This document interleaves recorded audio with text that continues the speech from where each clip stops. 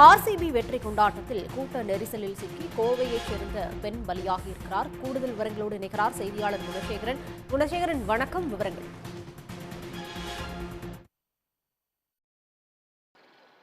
IPL cricket போட்டியில் முதன்முறையாக கோப்பையை வென்ற ஆர்சிபியினுடைய வெற்றி கொண்டாட்டம் சோகத்தில் நிறைவடைந்திருக்கிறது. 11 பேர் கூட்ட நெரிசலில் சிக்கி உயிரிழந்திருக்கிறார்கள். இந்த 11 பேரில் ஒருவர் கோவையைச் சேர்ந்த பெண் என்பதும் தற்பொழுது தெரிய வந்திருக்கின்றது. 11 பேரினுடைய சடலங்களும் பிரேத பரிசோதனை முடிக்கப்பட்டு நேற்றிரவே அவரது உறவினர்களிடம் ஒப்படைக்கப்பட்டிருக்கின்றது.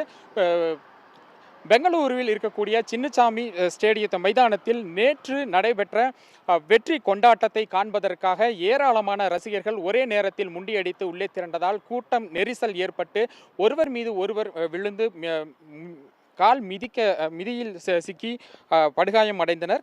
இவர்களில் ஒரு 11 பேர் உயிரிழந்திருக்கக்கூடிய நிலையில் 5 பேரினுடைய சடலங்கள் விக்டோரியா மருத்துவமனையிலும் 6 பேரின் சடலங்கள் போரிங் மருத்துவமனையிலும் பிரேத பரிசோதனை செய்யப்பட்டன. பிரேத பரிசோதனை செய்யப்பட்டு உடனுக்குடன் நேற்று இரவே இன்று அதிகாலைக்குள்ளாக 11 பேரின் சடலங்களும் உறவினர்களும் ஒப்படைக்கப்பட்டிருக்கக்கூடிய சூழ்நிலையில் இவர்களில் கோவையைச் சேர்ந்த பெண் தேவி என்ற 25 வயதான பெண் இந்த கூட்ட நெரிசலில் சிக்கி உயிரிழந்தவர்களில் ஒருவர் என்பது தெரிய வந்திருக்கின்றது.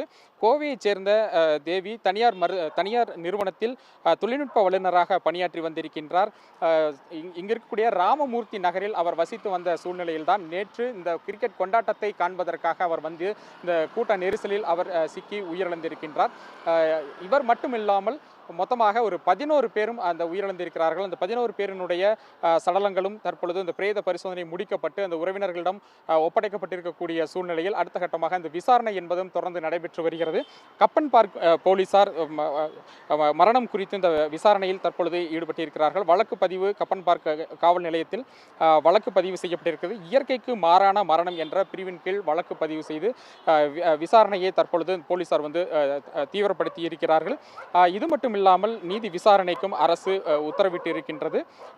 தமிழ்நாட்டைச் சேர்ந்த பெண் ஒருவரும் இதில் உயிரிழந்திருப்பது ஒரு பெரும் அதிர்ச்சியையும் ஏற்படுத்தி இருக்கின்றது. அவர் மரத்தகலியில் இருக்கக்கூடிய ஒரு தங்கும் விடுதியில் தங்கியிருந்ததாக அவர் கூறப்படுகின்றது. அவருடைய பெற்றோரிடம் அவரது உடல் ஒப்படைக்கப்பட்டு கோவைக்கு அவரது உடல் எடுத்துச் செல்லப்பட்டிருக்கின்றது.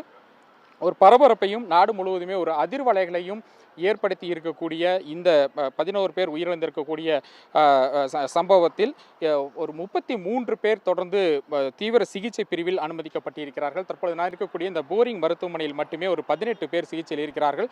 இங்கு மட்டும் இல்லாமல் இன்னும் அருகில் இருக்கக்கூடிய பல்வேறு மருத்துவமனைகளிலும் மொத்தமாக 33 பேர் தொடர்ச்சியாக தற்பொழுது இந்த சிகிச்சையில் இருந்து வருகிறார்கள். விவரங்களுக்கு நன்றி குணசேகரன்.